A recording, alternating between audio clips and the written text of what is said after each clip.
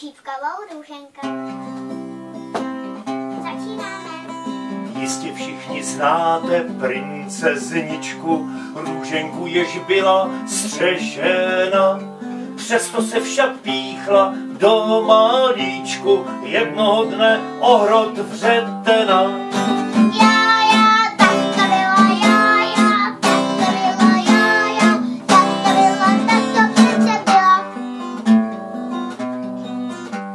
Růžence v tu chvíli klesla víčka, položila hlavu do dlaní. Neusnula však jen princeznička, usnul král a všichni poddaní.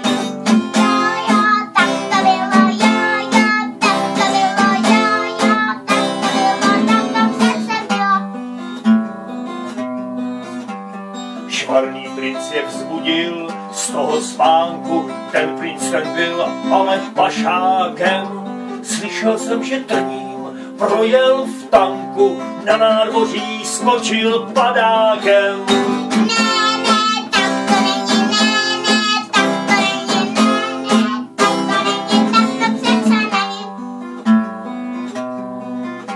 No tak se trním prosekával mečem, i když od kopřiv měl pupence. Nedbal, že mu po tváři teče, sekal, až se dostal k růžence.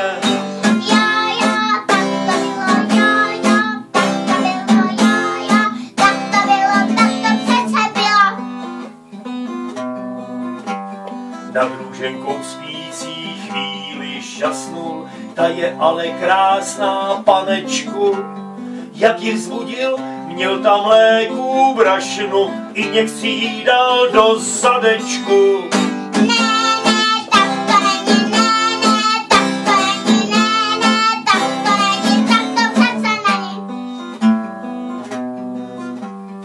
Už vím, jak vzbudil tu princezničku, to se ale nahlas neříká. Tiše tedy princ jí dal hubičku a pak byla svatba veliká.